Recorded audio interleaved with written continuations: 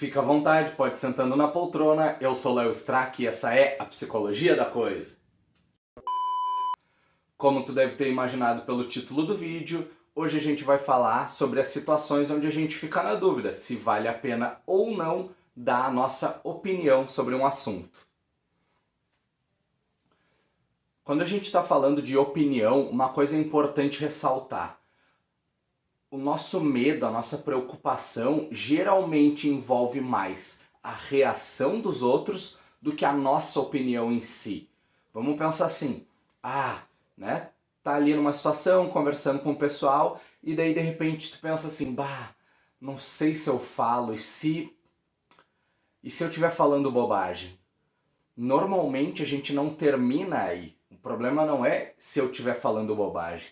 O problema é, e se eu estiver falando bobagem, os outros vão rir de mim, né? Os outros vão rir de mim, ou eles vão pensar que eu sou burro, ou vão me corrigir na frente de todo mundo. Então, geralmente a nossa ansiedade, ela não está relacionada à nossa opinião em si, mas sim à reação do outro à nossa opinião, que pode ser positiva, parabéns, muito legal, ou negativa. Mas que burro que tu é, olha que tu falou, olha a merda que tu falou, né? Mas a conversa que acabou gerando a ideia desse vídeo, ela foi um pouco mais específica, porque a gente estava conversando sobre esse costume, digamos assim, que a gente tem, e o medo que a gente tem de ser alvo de uma caça às bruxas. O que eu quero dizer com essa caça às bruxas? Quando a gente expõe a nossa opinião, geralmente um assunto controverso, aí com certeza a gente coloca política, religião, sexualidade, né? As coisas que todo mundo adora falar, mas geralmente a gente não concorda.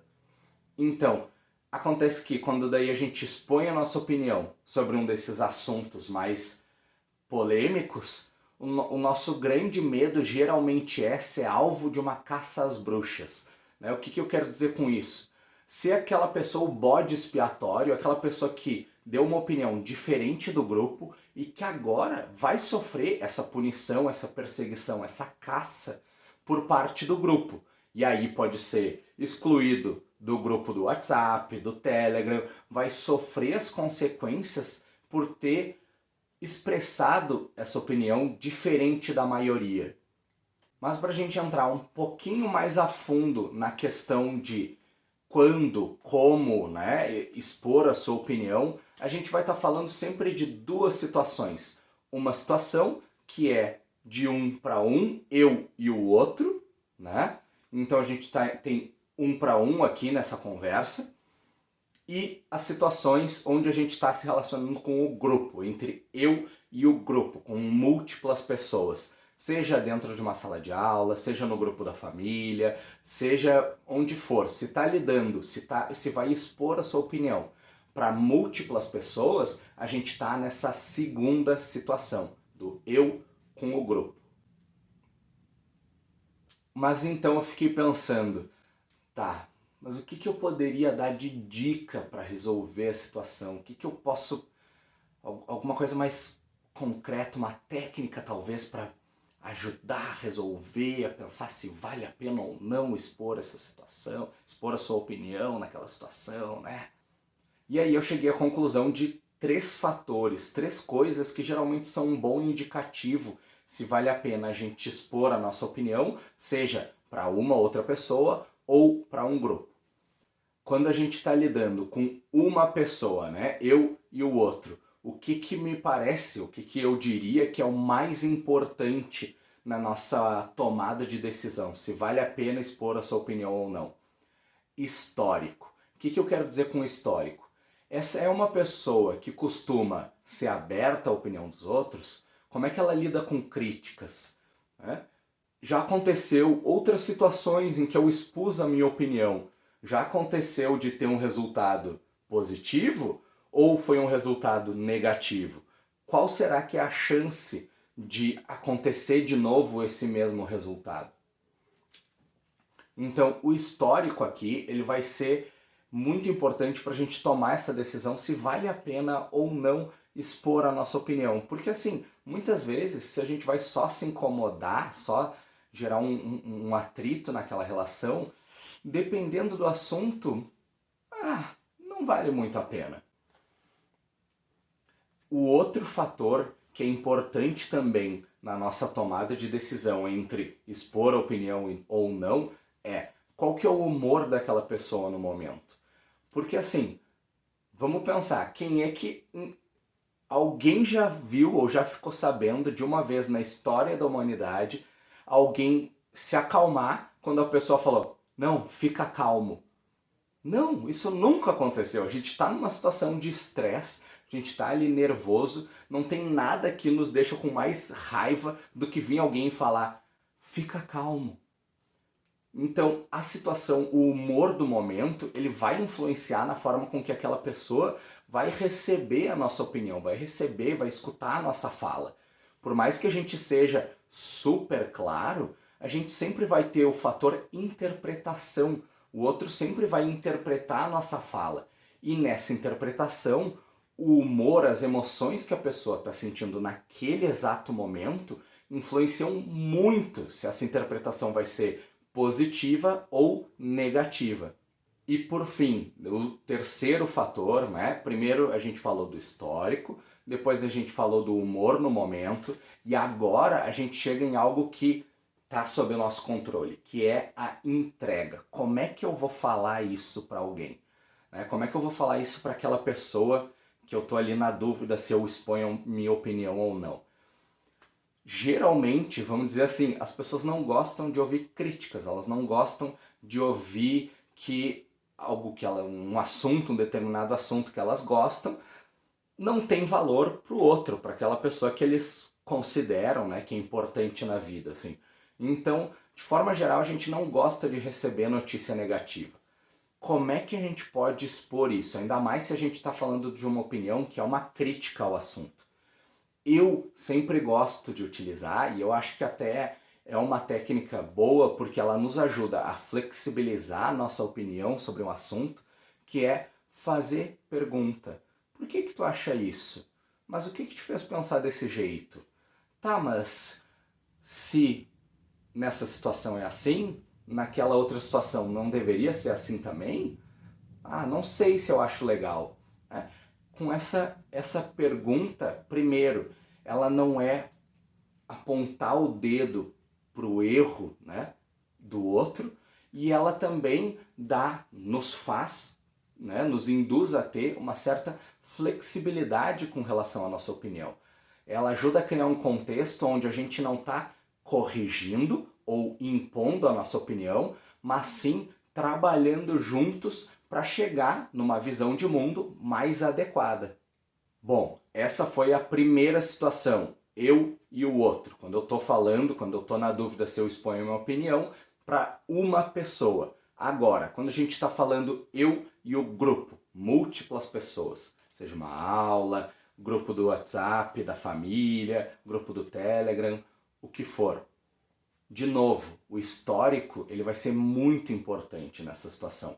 Como é que é a cultura daquele grupo? É um grupo que costuma fazer piada, que costuma ter uma resposta negativa quando alguém traz uma opinião diferente de fora, né? Ou será que é um grupo mais acolhedor que realmente considera, não é, nunca tinha pensado nisso, acho que a gente tava aqui na nossa bolha, né? Mas agora tu trouxe essa informação de fora, me fez repensar. Como é que é a cultura desse grupo? Como que esse grupo geralmente reage quando alguém expõe uma opinião diferente à da maioria?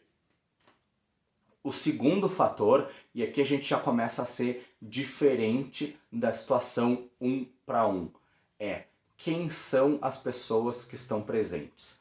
Dentro de um grupo a gente vai ter várias pessoas, né? Ou às vezes 2, 3 pessoas, e elas têm perfis diferentes, reagem de forma diferente. Quem são aquelas pessoas que estão presentes ali? De repente tem uma pessoa no grupo que costuma ter uma ideia mais rígida, que costuma não reagir bem quando tem uma opinião de fora, uma opinião divergente de um assunto.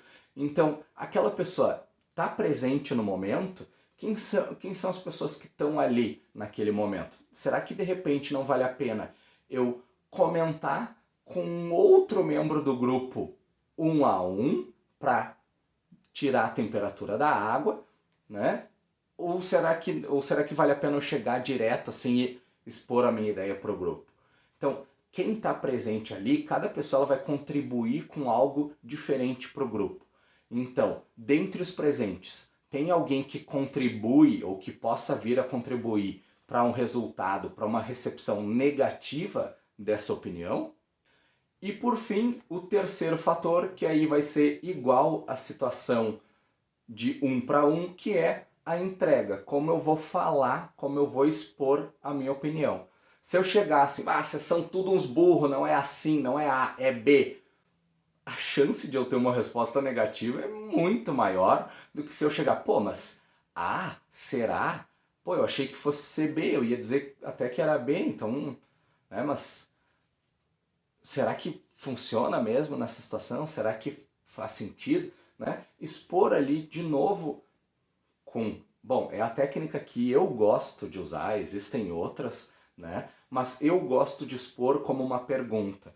De novo, por que eu gosto de expor como uma pergunta? Por dois fatores. Não fica como se eu estivesse apontando o dedo na cara do outro, e também me ajuda já a entrar num mindset, numa visão de que, bom, eu não tenho certeza absoluta da coisa, né? A gente está ali trabalhando juntos para chegar num resultado melhor do que se a gente trabalhasse em separado.